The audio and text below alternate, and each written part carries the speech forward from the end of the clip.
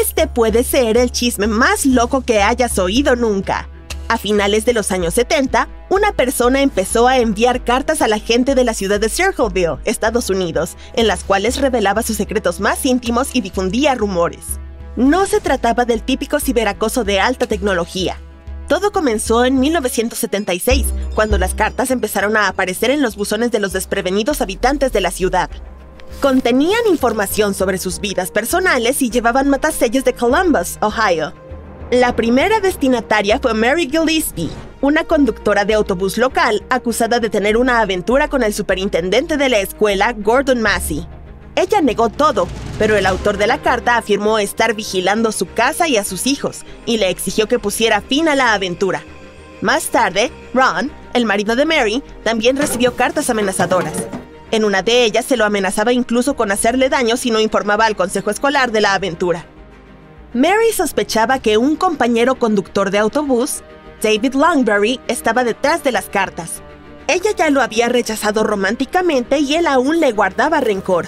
Mary y Ron pidieron ayuda a la hermana de Ron y a su marido para atrapar al autor de las cartas. Incluso le escribieron a David fingiendo conocer su identidad y amenazándolo con entregarlo a la policía. Pero las cosas se pusieron feas cuando Ron recibió una misteriosa llamada y se enfureció. A día de hoy, nadie sabe de quién era ni qué le dijeron. Ron fue furioso a enfrentarse a quien quiera que fuera el autor de la llamada o de la carta, si es que se trataba de la misma persona. Fue la última vez que lo vieron con vida. Su familia no tardó en enterarse de que había tenido un accidente de coche y al parecer había sido culpa suya.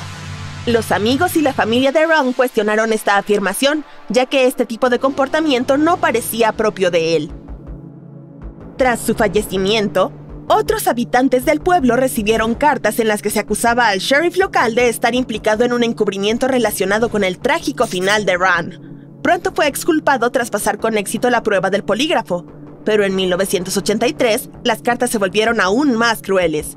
Acusaron de nuevo a Gordon Massey de comportamiento inapropiado hacia Mary y su familia. Mary también estuvo a punto de perder la vida cuando detuvo su autobús para arrancar uno de los carteles incendiarios que habían colocado a lo largo de su ruta. Este tenía trampas colocadas para dañar a quien intentara quitarlo, y la policía descubrió que el culpable de las trampas era un hombre llamado Paul Fresher, cuñado de Mary. Paul afirmó que no tenía nada que ver con el asunto, pero fue detenido y se le pidió una muestra de su escritura. Durante el juicio, un grafólogo testificó que él era el autor de las cartas de Circleville.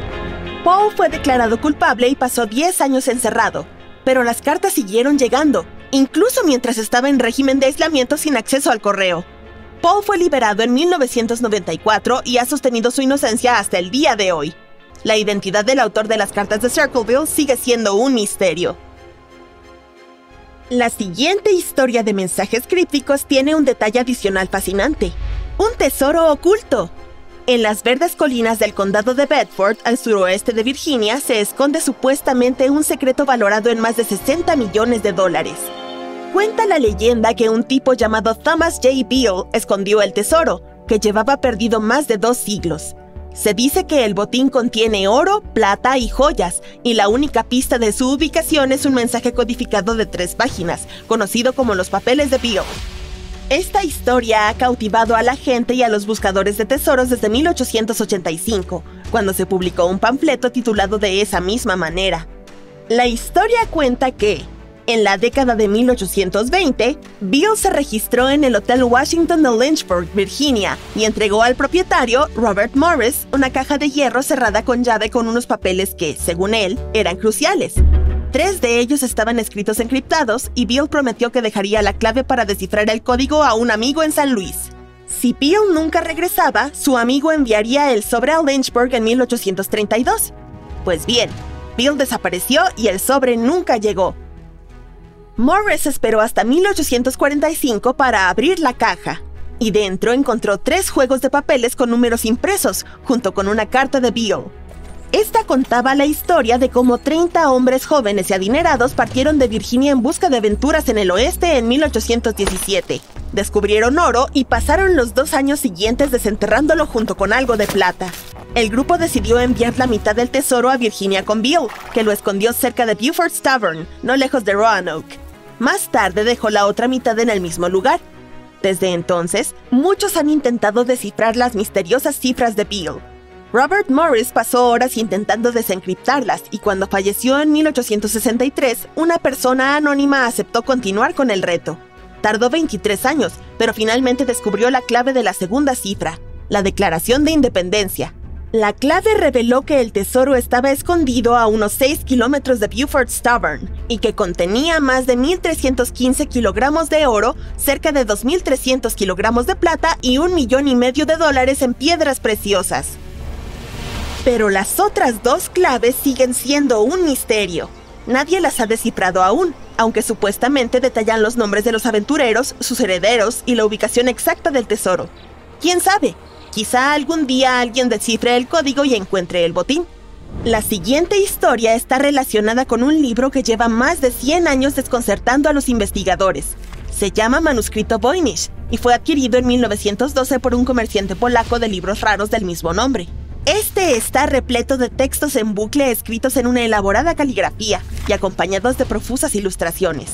Es tan misterioso que ha desafiado a investigadores de muchos campos, como la lingüística, la botánica y el aprendizaje automático. Seguramente el propio Voynich no se enriqueció con el hallazgo de este manuscrito. No le ayudó a descubrir un tesoro oculto ni a comprender los misterios del mundo, pero sin duda lo hizo famoso. Hoy en día, el manuscrito se encuentra en la Biblioteca Beinecke de la Universidad Yale. Al principio, el manuscrito Voynich atrajo sobre todo a estudiosos de las humanidades como filósofos, historiadores y escritores, pero pronto empezó a llamar la atención de los descifradores de códigos como William y Elizabeth Friedman, dos figuras fundadoras del descifrado moderno. Incluso la Agencia de Seguridad Nacional se interesó por él. Lo utilizaron para ilustrar técnicas punteras de análisis computacional. Investigaciones recientes sobre el Voynich se han basado en gran medida en el análisis informático con herramientas mucho más sofisticadas. Aunque se han propuesto muchas soluciones, ninguna de ellas ha conseguido descifrar el manuscrito. El botánico Arthur Tucker, por ejemplo, afirmó que las plantas que aparecían en las páginas del libro eran autóctonas de la América del siglo XVI. Otros científicos creen que es probable que el texto estuviera escrito en algún tipo de lenguaje y no solo con palabras inventadas al azar. En los últimos años ha surgido una teoría que afirma que el manuscrito no está escrito en una lengua loca de otro planeta, sino en un dialecto local de la región mediterránea popular en la época medieval. Lo que hace que sea tan difícil de descifrar es que no tiene signos de puntuación, y el alfabeto es una mezcla de símbolos familiares y desconocidos. Además, todas las letras están en minúsculas. A pesar de las dificultades, los científicos que propusieron esta teoría creen que el manuscrito fue escrito por y para mujeres, y contiene todo tipo de información interesante sobre remedios herbales, baños terapéuticos e incluso lecturas místicas.